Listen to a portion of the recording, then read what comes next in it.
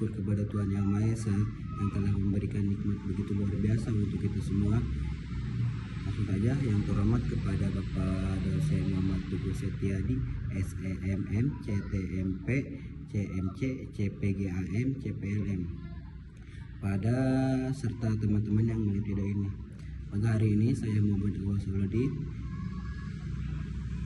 yang akan membuat video untuk memenuhi tugas mata kuliah manajemen kinerja. Oke, kita langsung saja ke materinya. Nah, di sini ada materi teknik evaluasi, pekerjaan evaluasi, kebijakan sistem penghargaan pekerjaan, Romlech Pay Model, Remunerasi Karir. Nah, di sini juga ada definisi teknis evaluasi pekerjaan. Teknik evaluasi pekerjaan yaitu job evaluation quiz, merupakan metode sistematis dalam manajemen sumber daya manusia yang digunakan untuk menentukan nilai relatif sesuai jabatan terhadap layanan di dalam sebuah organisasi. Di sini juga ada tujuan teknik evaluasi pekerjaan. Nah, evaluasi pekerjaan JOAB Evaluation memiliki sejumlah tujuan strategis dalam pengolahan sumber daya manusia di suatu organisasi. Nah, tujuan pelaksanaan evaluasi pekerjaan yaitu yang pertama ada menentukan nilai jabatan sebagai pasar pencatatan upah atau gaji. Yang kedua ada menetapkan tingkah gaji setiap karyawan secara sistematis. Yang ketiga ada menghindari terjadinya evaluator yaitu pengganti karyawan yang tinggi. Yang keempat ada mendukung sistem remunerasi dalam pemberian tujuan kinerja. Yang kelima ada menciptakan keadilan external evaluation dalam sistem kompensasi, memberikan landasan bagi pengembangan karir pegawai. Nah, di sini juga ada prinsip-prinsip evaluasi pekerjaan. Agar evaluasi pekerjaan dapat berjalan efektif dan menghasilkan output yang adil serta dapat dipertanggungjawabkan. Nah, terdapat sejumlah prinsip dasar yang harus dipegang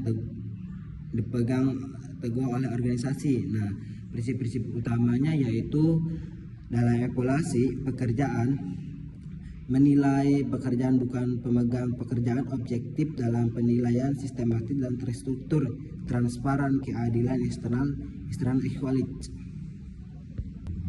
Di sini juga ada kebijakan sistem penghargaan pekerjaan. Nah, kebijakan sistem penghargaan system policy merupakan serangkaian ketentuan dan prosedur yang ditetapkan oleh organisasi untuk memberikan penghargaan. Di sini juga ada tujuan kebijakan sistem penghargaan pekerjaan. Nah, kebijakan sistem penghargaan dalam suatu organisasi memiliki beberapa tujuan strategi, yaitu yang pertama yaitu meningkatkan motivasi kerja karyawan, yang kedua meningkatkan motivasi kerja karyawan, yang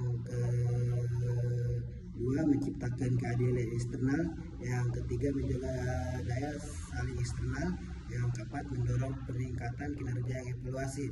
Nah, di sini juga ada komponen kebijakan sistem penghargaan. Kebijakan sistem penghargaan tradisi atas dua komponen utama, yaitu penghargaan esensial dan kedua penghargaan non esensial.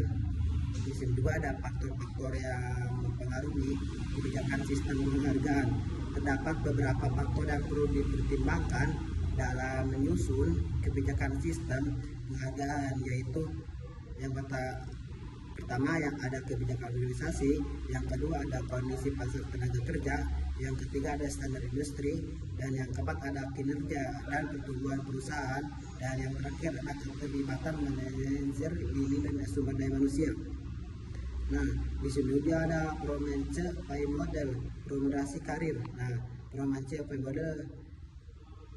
Model remunerasi karir adalah sistem remunerasi yang memberikan imbalan finansial tambahan kepada karyawan berdasarkan hasil penilaian kinerja dan pencapaian tujuan mereka. Di sini juga ada faktor-faktor yang mempengaruhi remunerasi. Nah, remunerasi karyawan merupakan salah satu aspek kunci dalam manajemen sumber daya manusia yang dapat mempengaruhi motivasi, kinerja, dan kepuasan kerja. Nah, di sini ada faktor ini sangat penting bagi manajer HR untuk mencerang sistem kompensasi yang adil dan kompetitif. Di sini juga ada pengertian umpan balik. Inovasi dua arah yang menjelaskan dampak ketidak dan hasil kerja terhadap pencapaian organisasi menjadi pemahaman, pengukuhan dan saran perbaikan. Nah, di sini juga ada tujuan utama. Nah, mengukur pencapaian, mengidentifikasi keunggulan, kekurangan menjadi landasan kepuasan sumber daya manusia, meningkatkan motivasi, menyebarkan pandangan atasan atau bawahan, dan memfasilitasi pengukuran keterampilan. Di sini juga ada persiapan kunci pertemuan yang objektif. Nah, persiapan penilaian manajer memahami tugas dan kriteria penilaian terkait peran dan mengumpulkan data dan bukti kuantitatif dan kualitatif sejak evaluasi sebelumnya. Nah, melakukan penilaian awal, bandingkan hasil dengan tujuan yang disepakati. Terus juga ada identifikasi area perbaikan dan rencana tujuan baru selaras strategi. Di sini juga ada rancangan agenda, waktu tanpa gangguan dan gaya komunikasi. Nah, rencanakan agenda, waktu tanpa gangguan dan gaya komunikasi. Di sini juga ada persiapan karyawan. Persiapan karyawan melakukan penilaian diri terhadap pencapaian dan tantangan. Yang kedua ada mengumpulkan bukti pendukung, laporan hasil proyek dan dokumen. Yang ketiga ada menyiapkan informasi dan pertanyaan untuk dialog konstruktif. Dan yang terakhir ada meningkatkan tujuan kerja awal untuk menilai perkembangan objektif.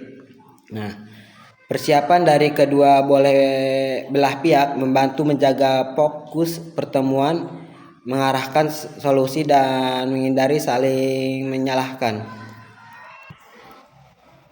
Di sini juga ada pelaksanaan proses prinsip umpan balik efektif. Proses pelaksanaan langkah praktis 1. Pembukaan positif untuk membangun kepercayaan. Jelas bahwa tujuan adalah pengembangan. Yang kedua ada setuju agenda agar diskusi relevan dan efisiensi. Yang ketiga ada dorongan dialog dua arah. Kayak karyawan aktif menjelaskan konteks kinerja. Yang keempat ada perhatian isu berdampak benar dalam atur waktu. Terus yang kelima ada interpretasi sinyal emosional, adaptasi gaya komunikasi. Yang keenam ada pastikan penilaian komitmen tindakan korektif di akhir pertemuan. Di sini juga ada prinsip umpan balik yang efektif. Yang umpan balik harus berbasis bukti spesifik, berfokus pada tindakan hasil bukan karakter, seimbang atau keberhasilan, lalu bahas perbaikan. Tepat waktu, relevan dan dapat diubah serta berorientasi masa depan dengan solusi karakter. Di sini juga ada tindakan lanjut dari percakapan ke implementasi. Nah, tindak lanjut menyambungkan hasil review ke tindak-nyataan tanpa tidak terlanjut. Review hanya formalitas, berikut pendekatan yang sistematis untuk memastikan perubahan berlangsung. Yang pertama adalah klasifikasi waktu. Nah, kayak harian, berkala, pengecekan rutin dan dukungan. Kedua ada titik pemeriksaan, evaluasi di tengah periode. Yang ketiga ada tinjauan evaluasi akhir untuk menilai efektif perbaikan. Nah, sehingga implementasi rencana pembangunan, pendidikan dan pelatihan spesifik, meningkatkan keterampilan manajerial serta rotasi pekerjaan untuk memperluas pengalaman praktis karyawan. Nah, di sini juga ada kerja sama tim dan sistem. Nah, evaluasi keterampilan tim secara keseluruhan, integrasi kebutuhan individu ke tujuan pengembangan tim. Manajemen melakukan evaluasi sistem untuk memastikan keadilan dan kejelasan. Nah, di sini juga ada dokumentasi dan pengaresipan. Nah, semua hasil penilaian, catatan umpan balik dan rencana tidak lanjut harus didokumentasikan rapih. Dokumentasi berfungsi sebagai rekam jejak untuk perencanaan karir, bukti keputusan, promosi, dasar referensi di masa mendatang, dan alat audit untuk memastikan sistem berjalan adil serta transparan. Nah, di sini juga ada desain sistem pengukuran kinerja dan tipe ukuran kerja. Nah, Model prima kinerja, model menyeluruhan yang mencakupi kepuasan pemangku kepentingan, kontribusi yang dibutuhkan, strategi proses yang diperlukan, dan kemampuan sumber daya manusia lebih kompetitif daripada model tradisional karena mengaitkan strategi dengan pemangku kepentingan dan proses operasional. Dan juga ada IPMS, sistem pengukuran terpadu. Nah, menghadapi kebutuhan semua pihak terkait cocok untuk organisasi profit maupun non-profit, mantau posisi perusahaan dalam konteks eksternal secara berkelanjutan.